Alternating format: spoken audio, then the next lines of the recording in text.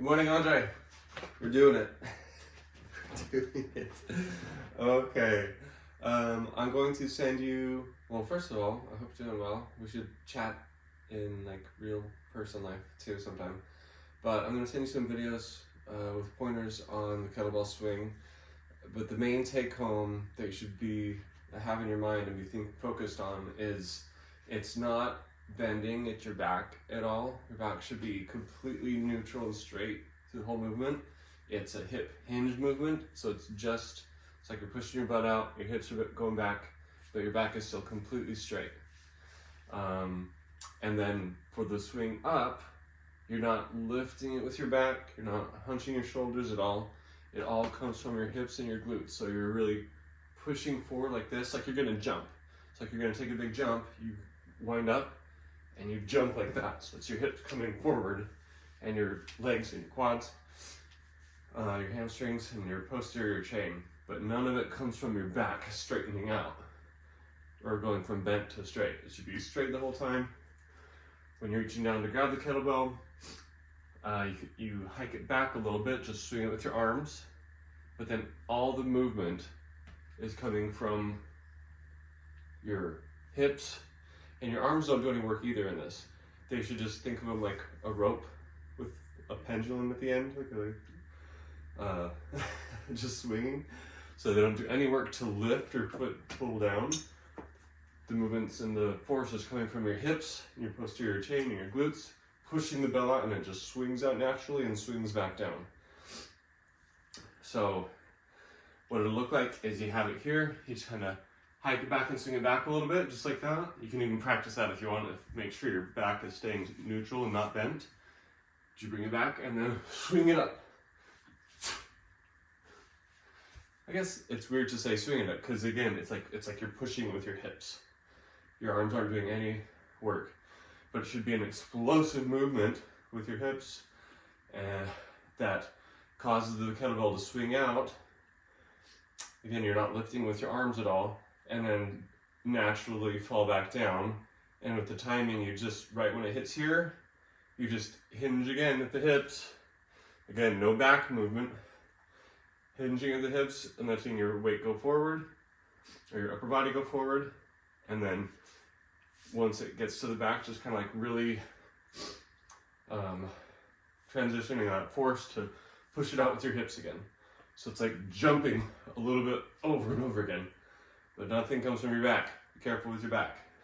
Okay. Yeah, and I want to see your form, so make sure you have a side view so I can see where you're going with your body and what your arms are doing. But for the actual workout today, we're not doing anything too intense. We're just warming up our system, showing up, and making sure our body's getting a little bit of movement in. What we're going to do is do 4 sets of kettlebell swings, just very short ones. It's going to be a timed workout. We're only going to do 10 minutes total. But we're doing 4 sets of 5 kettlebell swings every 30 seconds. And then we're going to switch to push-ups and do 5 push-ups 4 times for every 30 seconds. So grab a timer. I'm going to start my timer. Oops. Where's the timer? Sorry.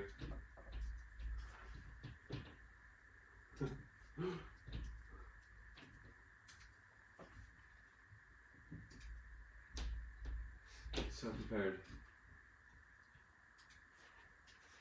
Okay.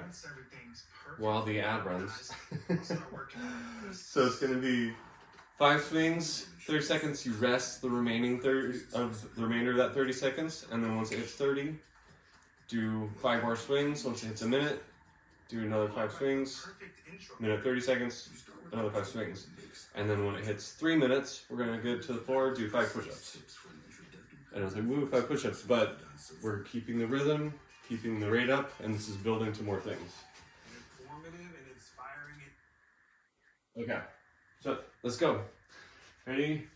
Go.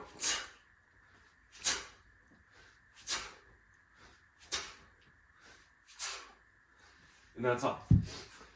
We're just starting easy. It's okay. And if this is tough for you, that's also okay. And just rest in between these. The work moments should feel like you're really pushing hard. I'm ready to go. 3.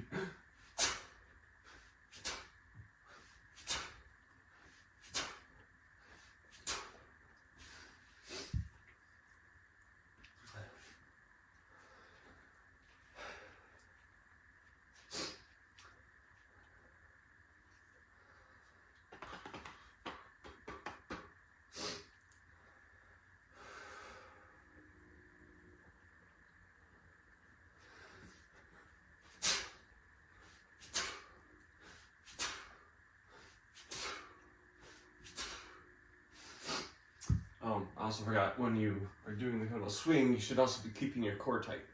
So it's just a lot of small parts to think about, and you may not get it all, every single rep, but just be actively thinking that, like hip hinge, flex your core, all little things. Okay.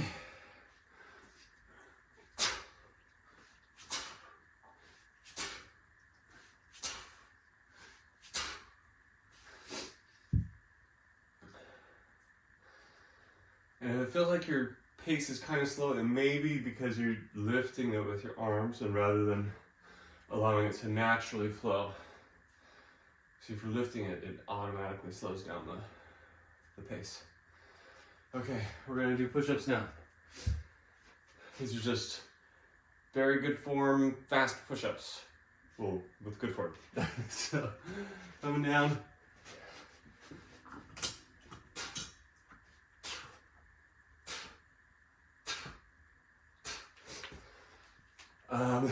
On these, you really want to focus on power up, so pushing as hard as you can. Think about like lifting up a little bit when you get to the top of the push-up. So just pushing hard. And here we go, 5 more.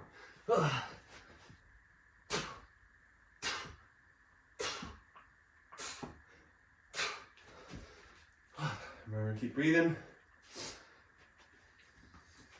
while you're doing the push-up.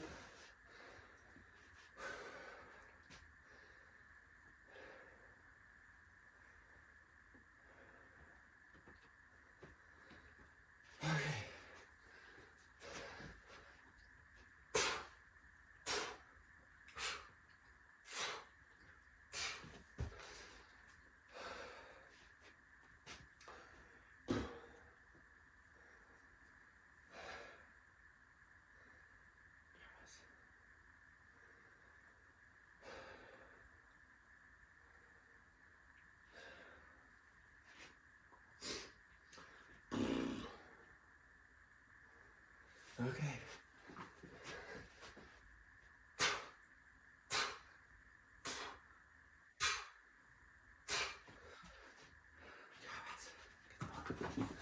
Oh no.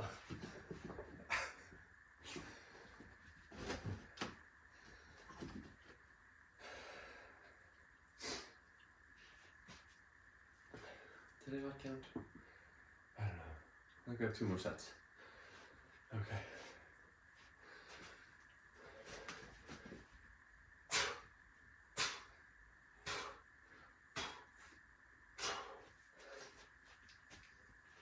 Okay.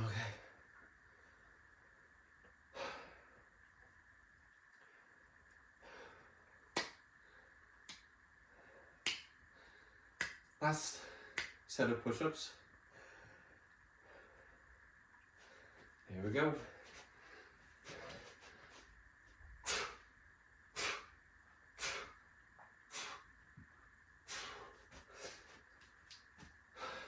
Okay, I think. So it's actually 8 minutes. So we're gonna stop there. I mean, I'm breathing a little heavy. So I hope you feel like you got your body moving, got a little bit of blood pumping. And that same cycle of 4 minutes and 4 minutes is what we're going to be doing this week. Just next time we're going to go 1 more time. Or 1 more round. Or give me feedback, let me know how you're feeling right now. If that feels like a good space to be at this whole week, that's also totally fine. So yeah, we'll have to see how this sending video format works. Maybe we'll have to get a Google Drive or something, so we're not taking up tons of data. But I'm looking forward to seeing your workout video. I'll send you some links, and yeah, hope you got it done. Otherwise, you owe me $20.